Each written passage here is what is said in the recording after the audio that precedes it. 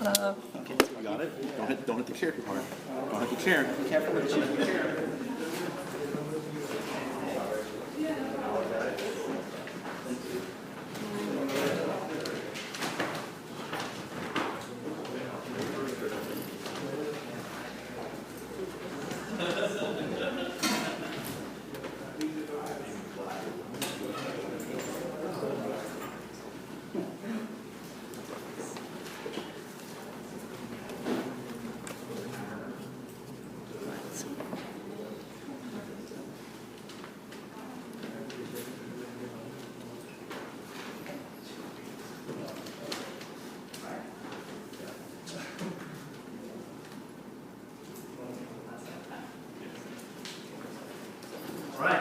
Thank you very much for the attention. We're very happy to start off these very interesting sessions of presentations. Looking forward to see if we meet the standard by starting this off. We're about to talk to you about stakeholder analysis and how to address stakeholders in negotiations more precise. So the agenda for today, first George will tell you a little about the evolution of theories about stakeholder analysis. Then Stefan will continue with talking about how to actually negotiate. Gabrielle will tell you about a case about Bear Stearns and what happened in the beginning of 2008, and then I'll try to apply these theories on the case. George. Okay, so I'm going to do a little bit of literature review of just how the stakeholder analysis formed throughout the last 20 to 30 years. It's actually very interesting because it's formed in two separate silos. The one that will be most interesting to us will be the business process. It starts off with somebody named Preston, and he looks at the GE analyses from the 1930s. And his stakeholder analysis looked nothing like the ones that we're used to today. He looks a lot more at what ideas are people having and how those ideas compete in the current workplace in order for which one to emerge. So it's much more of an ideas-based stakeholder analysis than an individuals-based. Then we turn to Freeman, and this goes a little bit like we are used to today. He says that the people are important, but not all people are important. Look at what power people are in there. So if you own 4 shares of McDonald's and somebody else owns 10 million shares of McDonald's, the 10 million person is important, the 4 person is not. So where do you draw that line and how do you organize them in an analysis? Then we turn to Grimble and Weller, and this is probably the most interesting one. They're saying that stakeholder analyses can be used to predict where conflicts will arise and how you can best solve them. And they take a much more holistic approach. They say not only am I going to look at the external players, the internal players, but like things like natural resources. If you're using a natural resource and it's a scarce resource, what happens when that goes away? What happens when the price goes up? Who are you fighting for those resources? So the next silo is political science and kind of like a philosophy, economic theory area. You start off with Laswell, and he says lump people together in power silos. So look at interests, which I'll go over in a minute. Whose interests are aligned, put them in a group, and move on.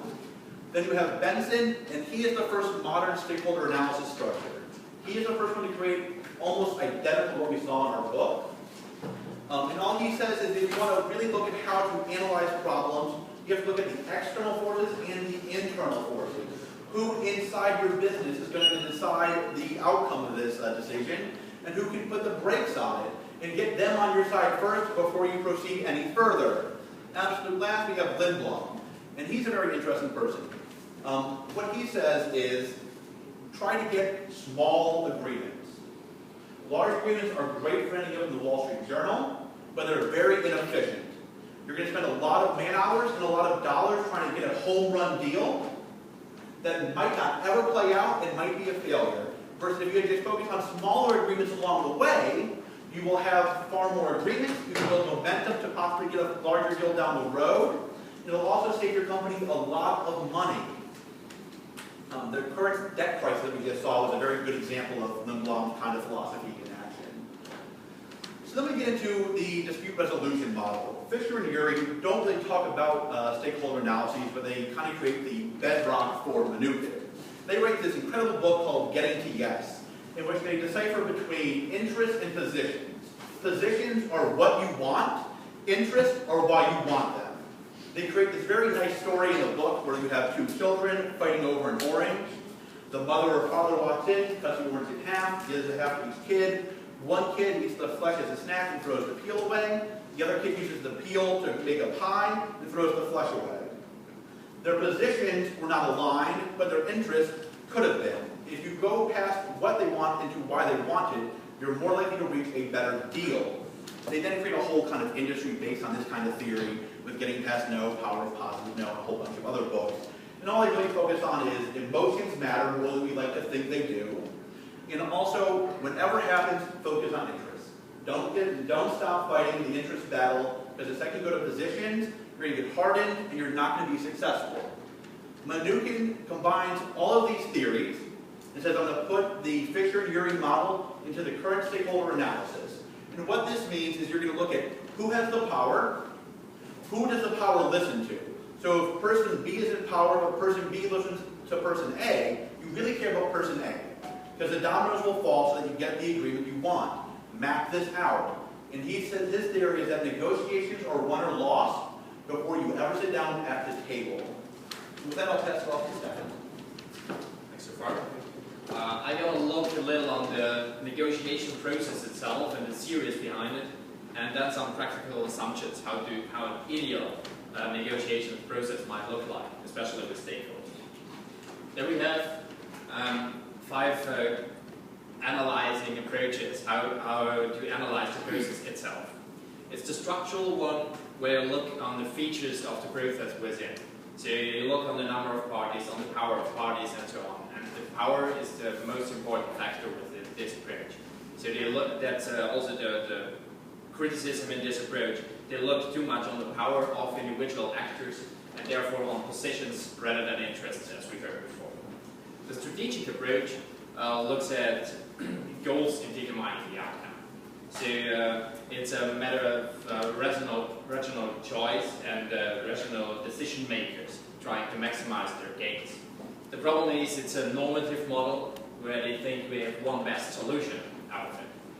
Then we have a behavioral approach. The behavioral approach, of course, it looks on the behavior on the individuals within the negotiation process. And it looks at on the personality types and how they interact with each other. And there is this, the toughness dilemma. Hardliners and softliners, or how you might call them. And there you can see all the hardliners might win, they might gain more out of it, but they might not be able to conclude an agreement at all. And then we have a processual. And the processual is a mixture between the structural and the strategic. It's a matter of learning process. They learn from the concession behavior of each party, and therefore they might not be able to find creative new solutions and might miss out on some beneficial opportunities. And then we have the integrative. The integrative is that one we might focus on a little more. It's the win-win situation we want to create. It's a thing where we create conditions of mutual gain and exchange information to get to a problem-solving behavior. And so we can analyze what do we want out of the negotiation process. We want to reduce transaction costs, we want to improve results. Okay, we want a wise agreement, we want to be efficient, and what we don't want is to damage the relationship, especially between the stakeholders. So we already heard, don't bargain over positions.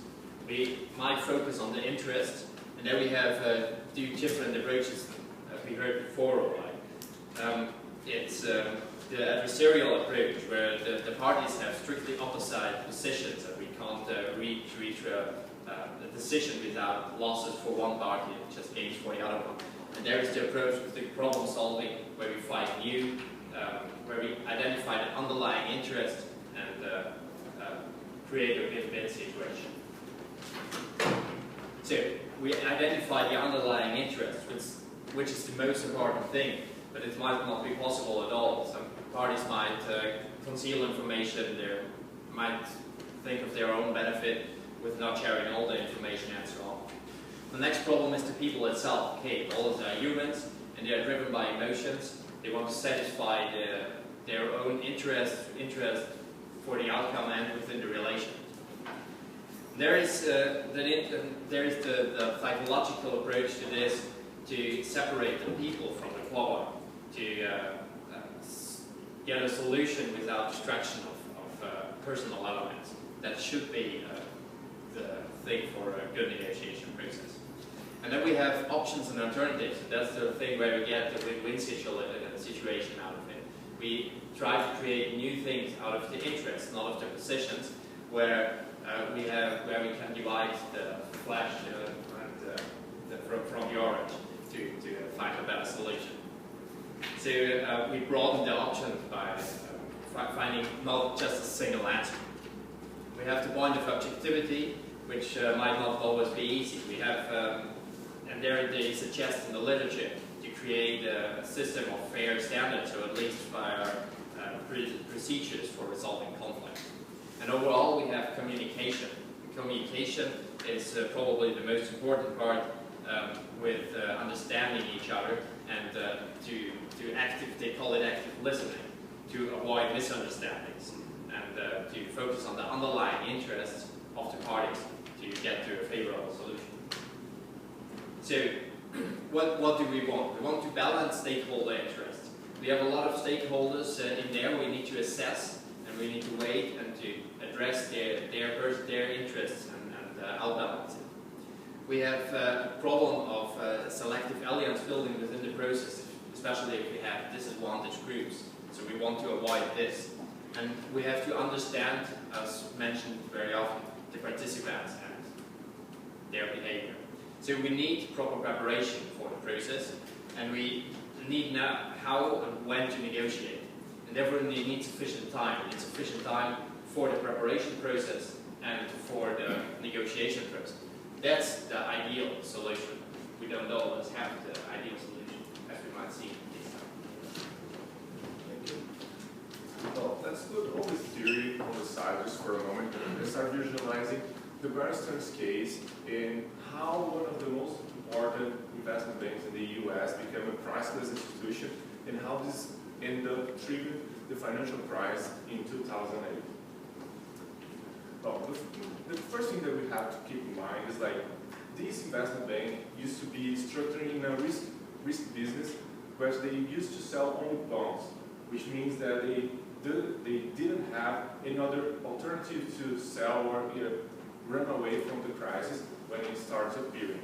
And then they were immersed in some rumors, problems about their liquidity, some slow decisions between the CEOs and the board of directors, and also some speculations about if they had or not sufficient cash to pay all their debts, and also some problems that would be investigated about some institutions trying to put these rumors in the market to make this bank and the others in sequence to fall out and start to lose all their share prices. Well, here we see the main characters of this situation, which is the Alan Schwartz, the CEO of the Bear Stearns, and the Jimmy Dimon, CEO of the JP Morgan. And the situation that they put together was what they call the 20 days era, when they made some agreement to try, the JP Morgan made some agreement with the Federal Reserve Bank to help the Bear Stearns have some cash to pay all their debts. And they thought they could have at least 1 month to pay all this debt for JP Morgan and for the JP Morgan to the Fed, but it was actually ended up for just only 4 days. And during all these 4 days, it happens that they lost all their share price, their share price, and something was sold by only $4 a share. Well, here we see the statement when the JP Morgan bought the Bear Stearns. And, well, as we're talking about the stakeholder analysis, here's the main important thing that we have to identify all the stakeholders involved in this situation. We start with the Bear Stearns and we see the CEO and the CFO, which they have a very important role in this situation about their slow decision making. The helping banks, which was the JP Morgan and the Lazard Bank, some possible buyers, the Goldman Sachs, Credit Suisse, and Deutsche Bank, which also were considered the institutions whose